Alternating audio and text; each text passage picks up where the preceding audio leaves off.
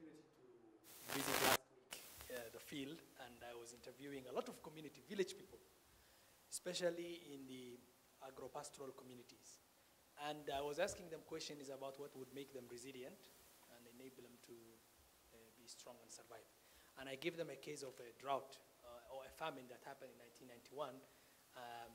And what I was asking was, how would you make sure that you will not die as you died the other time of this famine? They said, nothing has changed that much, in our livelihood system. We are still farming, we are still keeping animals.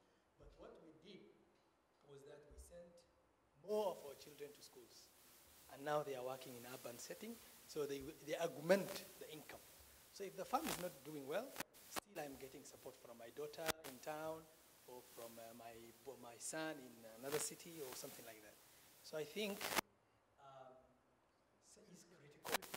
Yes, critical, because people are still, yeah. And in African communities, people live even with the 100% of illiteracy. So I think it's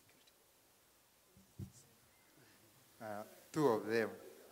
Yes. We shall have more. Yes.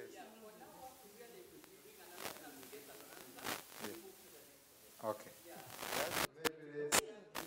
From a lady.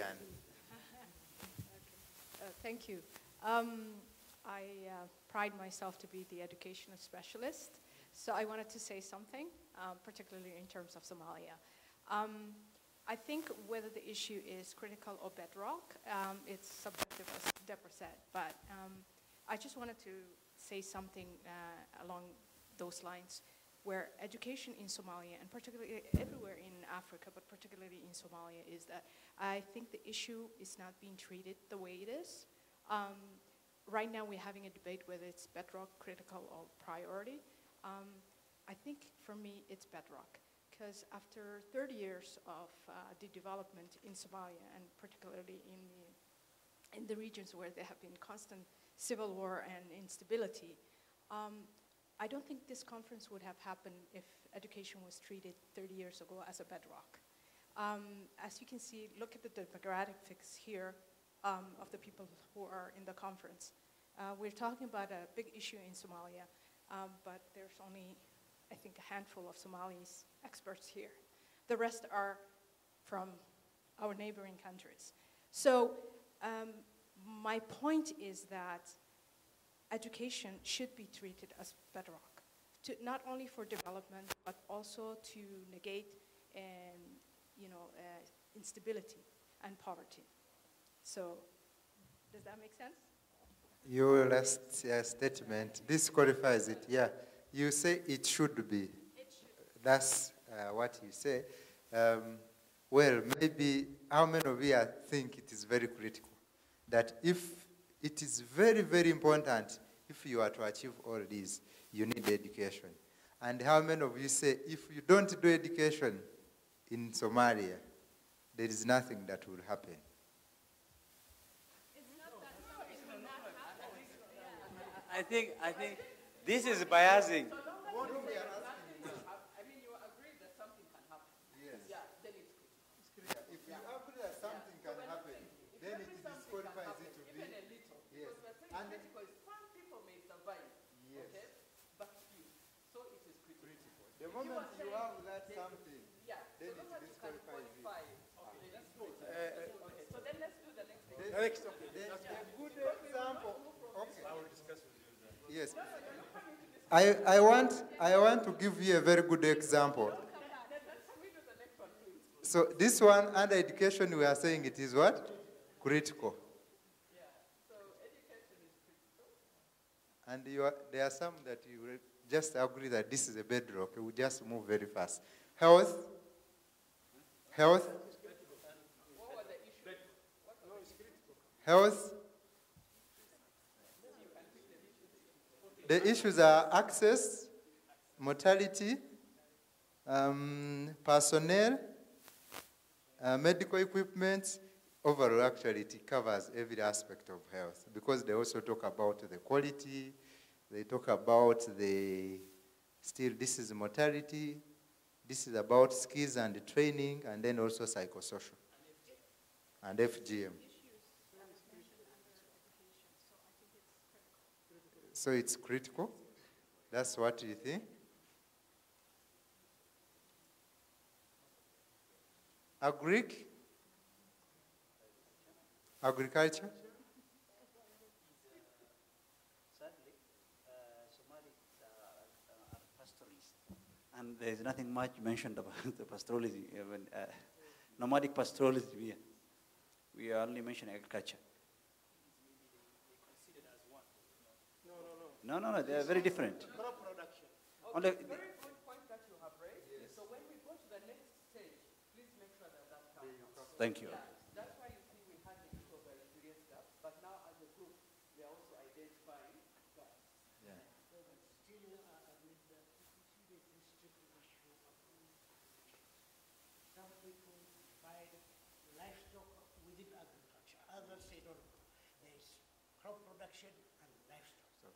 So as we studied, I remember when we studied, our dear lady here gave us, what do you understand by the word resilience? So we had a uniform, a standardized definition of what we understand by resilience. And if we want to go smoothly, then we have to agree on definitions. By agriculture, what do we mean? Do we separate the two, or we keep them together? I think. I mean, likewise. Yes, so exactly what I'm suggesting. It from will the next exercise, it should be, yeah. Yes, and so as part of the group that will detail that, you are the one going to guide us, okay? Because and I think you raised a good point about the Somalis. So what we're hoping that in the groups, there'll be more of those voices which help how that is defined, as opposed to making the definition that agriculture should mean this or that, okay? So that's what I'm saying. I'm not saying don't do the definition, but I'm saying when we go back into the groups and you are now, thinking more deeply about it, that let's agree what it should be at that level. Yeah. But not here where we are. I And, don't want to call us a mob, where we are sort of like the loudest against it all the time. and for any group that will take agriculture, you need to note that you need to discuss the details of both food and livestock. And then agree at that level and share with us your thoughts. We'll still debate it, but at least you'd have had more time in a smaller setting to discuss that. Actually, I think when we are that, I think our definition of critical bedrock and pivotal is something will happen. So I think we must define what we use. And in your group, this is, and you see, What is this that something we are doing this is a group work, overall. In your groups, you are free now to decide. Moving forward, we shall take the final decision in groups. Yes, so in groups, you are going to change any of these. The groups may decide that for us, we think this is a very bedrock, and you'll have an explanation for that in that group. And that's how we shall treat it, based on the group, and others can now make a contribution. Because I'm sure if we were to do it at this level, you see, now we are living. Half of you are going to say critical, half of you are going to say bedrock. Yes. But in the group, you'll be on the three. Yeah, so it will finish very, very quickly. But if we discuss it now, we are going to discuss up to lunchtime. Because all of us will want to have our view. So we are asking that certain things, and that's why I said in the beginning, that the process we use over these 3 days, it allows us to go wild and then come back. Go wild and then come back. So right now we are wild. Yeah, and that's why there's a lot of discussion, because people are being around the wrong way, or being tickled the wrong way. Then when we get back to the group, you have your chance to say, you know what, Dr. Taylor, I don't like the way she did that, but here is my opportunity to emphasize my point, okay? So please bear with us so that we can move. Otherwise, we are taking actually much longer than we should. And this exercise is now introducing you to everything that you'll be discussing. These are the discussions you'll meet. So it's important now to understand critical bedrock and pivot, so that moving forward, we now know what it means and how we should treat it. No, but what I would suggest is before we go to group sessions, we must have some sort of like guidance, a framework within which we can operate. In terms of definition, free flow wouldn't work much because there are conventions whereby, like FAO say, according to this convention, X is defined X, Y, Z. Yes, and that's what we're going to come back from on the group and tell us. And As a group, we recommend that you consider agriculture as equal to this because of this. So everything that you do in a group, you are able to defend at that level. You're able to detail. and look at the Otherwise, context. we are going to have a big debate here. So even that's the idea, really critical, bedrock, and pivotal. For some of you, this is the first time you are engaging with having to break down an issue in that. Over the course of the 3 days, you're going to continuously have the opportunity. So even your views may change. As more information comes into play, you may be like, no, I was thinking at the beginning that this is critical, because right now we are still using top of the head thinking. But as we delve further and further into these issues, some of these will change. What we call bedrock may now be elevated to critical. And some of what we think as critical now may actually be, we say, no, really, this is now bedrock. So just that it is fluid, yes. And I know being a lecturer, and especially being a lecturer who teaches 1 + 1 = 2, this is also a very tough thing for me to deal with, but let's flow with it so that we can at least highlight what are the key issues, so that when we go into the groups, now you know the sentiments of people. So for sure, whoever is doing agriculture, you know you must answer the question for us.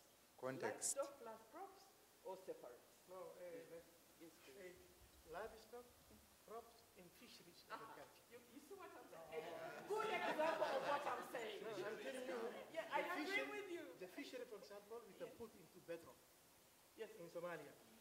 And the other two, crop production and livestock, we can put into the critical.